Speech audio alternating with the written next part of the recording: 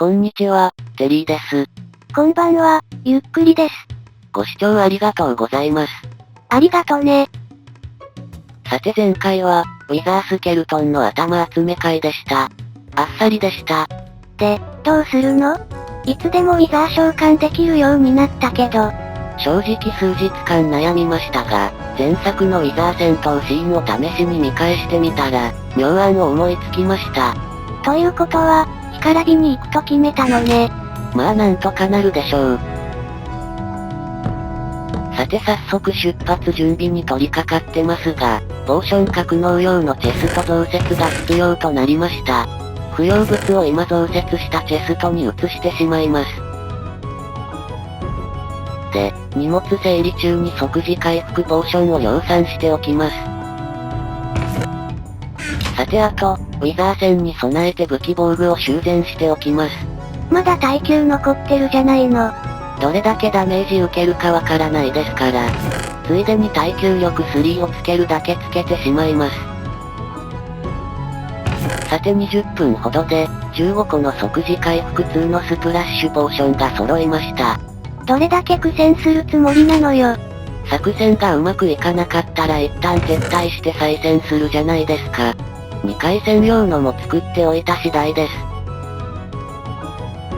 さてなんだかんだで準備完了、最終確認です。経験値の残りを使い切って、剣と弓とブーツまで耐久力3を付与しておきました。チェストプレートは爆発耐性でなくてダメージ軽減を持っていくのね。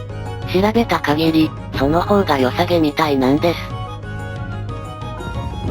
さて、では召喚場所まで移動します。あら地上で戦うの？いえ、戦うのは地下の予定ですが、風車型の跡地を壊されたくないんですよ。で、考えてみると素手掘りした跡地が砂漠の地下にあるんですよね。というわけで砂漠にやってきましたが、まさか素手掘り通路を再利用する日が来るとは自分でも思っていませんでした。さらに、死んだら新ワールドでという文言が活かされる日になるといいわね。全然よくありません。で、素手掘りで掘った通路の中で、溶岩やモブの音がしなそうなエリアを探します。この通路はダメっぽい。そしてもう一つの通路で、周囲が静かで多分大丈夫かなという場所を見つけました。召喚場所はここにします。なんだかエンドラの時と違って気楽そうね。緊張していないの？ウィザーの場合はいざとなったら逃げれますから。それに、思いついた妙案を試したい気持ちが強いんです。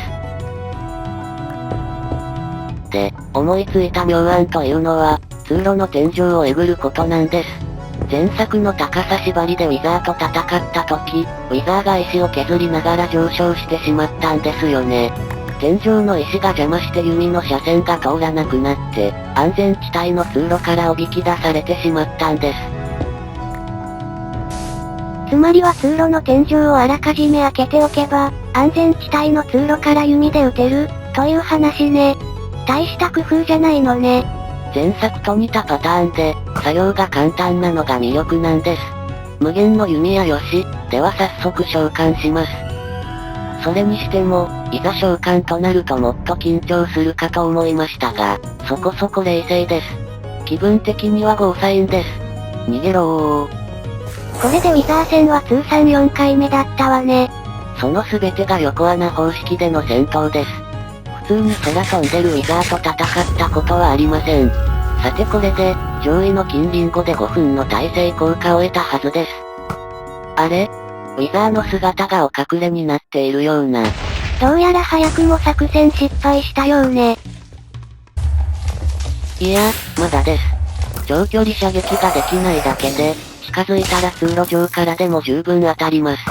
前作の先戦よりは全然戦いやすいってダメージはハート2つね。それより今更気づいたのですが、ウィザー効果でもハートが見やすいですね。ハードコアだからでしょうか。白黒はっきりしてるわね。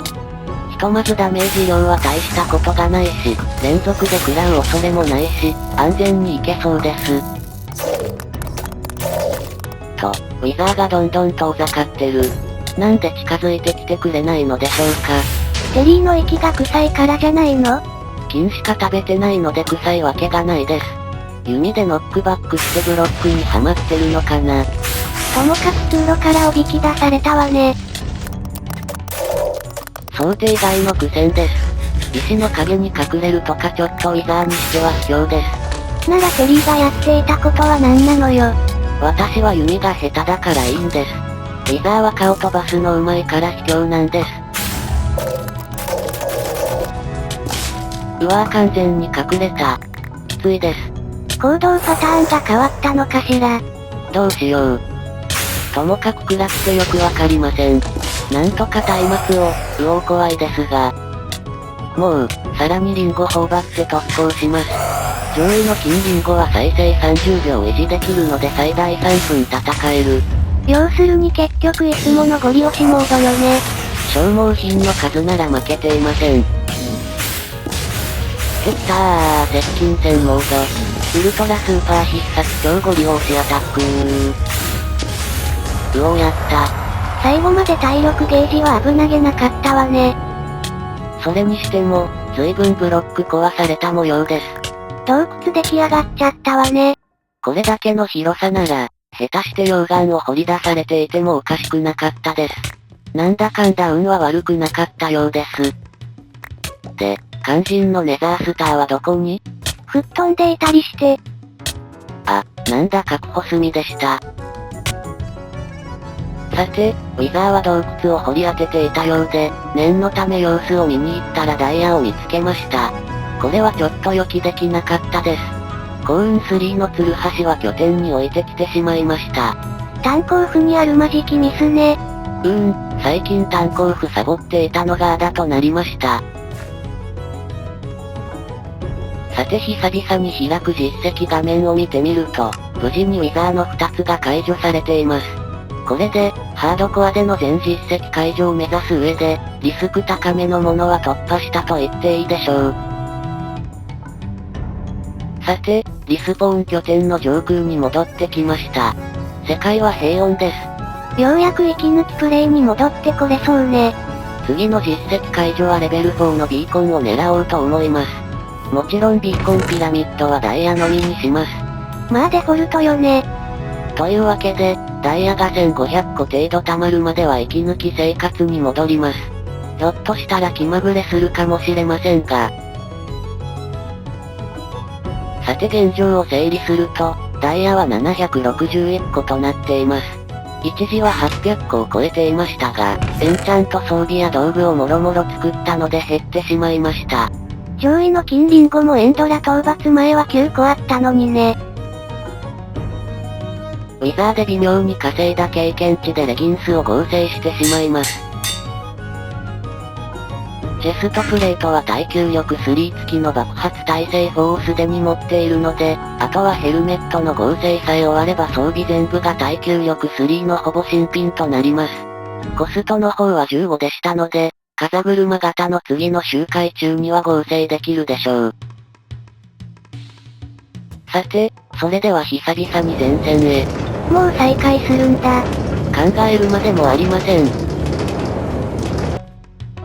さて次は41周目となります。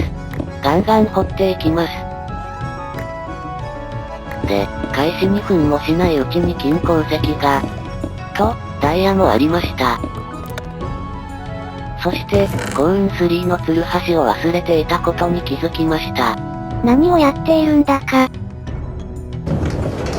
まあ開始直後に気づいてよかったです。しかしその9分後、廃校通路を掘り当てた時、今度は地図を忘れていたのに気づきました。ダメじゃないの。ちょっとブランクが長かったようです。まあどの道次の周回でこの廃校通路を掘り当てますし、次の周回で廃校地図をまとめて確認しようと思います。そしてその9分後、経験値15が溜まりました。これで装備はほぼ全部新品、しかも全部耐久力3付き、気分はかなりいいです。企画終盤までに使い切れるかしらね。それはそれで嫌です。さて、41周目終了しました。ちなみに増加の数字は、先ほど取得したダイヤ6個と、ネザーで集めた34個の金を含めています。41周目だけで取れたのはダイヤ97個、金39個でした。金の減少が367個ってなんなのよ。その多くは食べちゃった上位の金リンゴの分です。あとは金のスイカや人参を作成した分だけ消耗しています。さて、廃鉱用の地図を取りにリスボーン拠点に戻ったところで今回はキリがいいのでここまでです。次回は久々にブランチマイニング三昧となる予定です。1000個は確実に超えるかと思われます。やる気が出てしまっているようね。ビーコン早く組み上げたいんですよ。ピラミッド企画で悩んでいた採掘時間の実験が行えそうですから。あとダイヤ600個足らずってことね。はい。では、次回も頑張っていきます。それではまたね。バイバイ。